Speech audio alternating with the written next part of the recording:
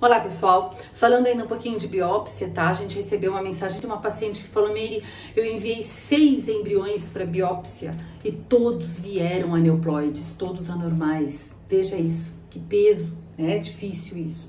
Então, assim, que a gente pode falar sobre isso, gente? Os laudos que vêm com todos os embriões alterados, claro que é um choque, é um peso pro casal, porque a gente mandar aí meia dúzia de embriões e não ter um, né? A gente, óbvio, fica na expectativa de todos virem normais. Agora, ou um ou outro, pelo menos, mas nenhum, é um choque muito grande, né? Então, assim, muitos médicos, pessoal, têm opiniões diversas, né? As pessoas são diferentes. Então, tem médicos que são a favor de fazer a biópsia, sim. Mas tem médicos que não são a favor de fazer biópsia. Certo? Isso é a forma que ele trabalha, é aquilo que ele acredita dentro da reprodução assistida. E assim como tem médicos, por exemplo, que hoje em dia só transferem embriões de blastocisto, né, do D5, D6 ou D7 para cima, né? E tem médicos que ainda hoje preferem trabalhar com transferência de embrião até o 3º dia, né? Alguns até biopsiam com D3, com células do 3º dia, de 6 a 8 células, percebe? E transferem nesse tempo, no máximo no 4º dia. Então, cada profissional é de um jeito, né? E, assim, o percentual dos médicos que não são a favor da biópsia, ou seja, não são a favor, são contra a biópsia, né? É porque eles não conseguem entender o porquê todos os embriões vêm anormais, como foi esse caso que aconteceu, né? Então, como lidar com isso, tanto profissional como paciente? Então, a gente sempre tem que lembrar, né, que a reprodução assistida, ela envolve tentativas, né?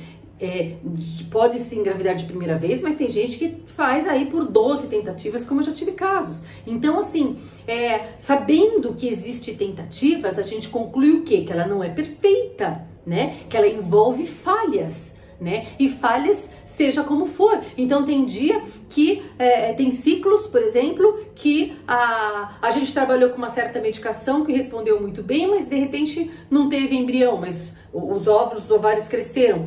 Tem ciclos que sempre é 28 dias e num mês ou no outro é menor. Isso também pode atrapalhar aí na qualidade dos embriões.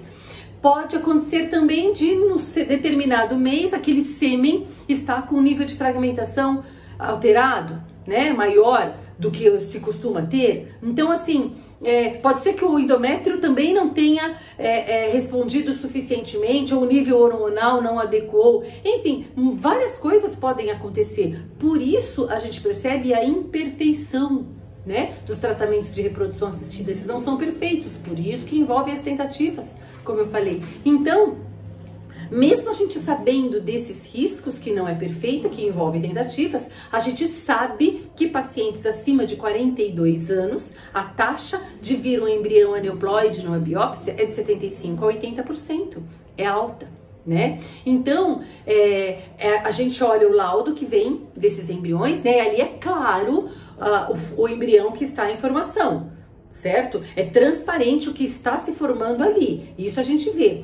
E nesse caso, a gente avalia, como eu já falei em vídeos anteriores, né, o limite desse casal de estar fazendo essas tentativas, de estar mandando esses resultados, que pode ser que tenha embrião, pode ser que não tenha embrião, né? E outra coisa que é analisado, o limite biológico e genético desse embrião, certo? Como que a gente analisa isso? A gente não tem como analisar isso, nenhum exame existe, né, para dar esse resultado pra gente. Essa informação a gente não consegue ter em nenhum lugar, né? Porque ainda que ela tenha 43, 44 anos, não a certeza de que ela nunca vai ter um embrião euploide. Não, a gente não pode dizer isso nunca, né? Pode ser que ela tenha um embrião normal, sim, né? É claro que a chance de ter é pequena, a maior parte, né, dos embriões serão aneuploides, como a gente vê, mas isso não é impossível, certo? Então, como não tem essa informação em nenhum lugar, a gente tem que avaliar aí o limite do casal para estar fazendo essas biópsias,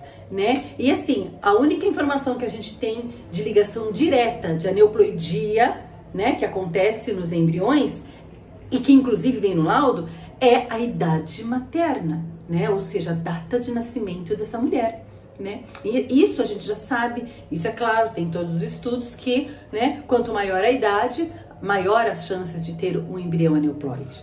né? Então, assim, como eu falei, reavaliar aí o limite desse casal ou ir, de repente, para uma outra opção, como, por exemplo, a doação de óvulos, né? Tem bancos de óvulos e que a gente pode estar adquirindo esses óvulos para sair desse problema. Então, só para resumir, pacientes até 35 anos, a chance de ter embriões aneuploides anormais é de 35%, de 39 a 40 anos, uma média, né, de mais ou menos 60%, e acima de 42 anos, como a gente falou, 75 a 80%, ok? É isso, pessoal.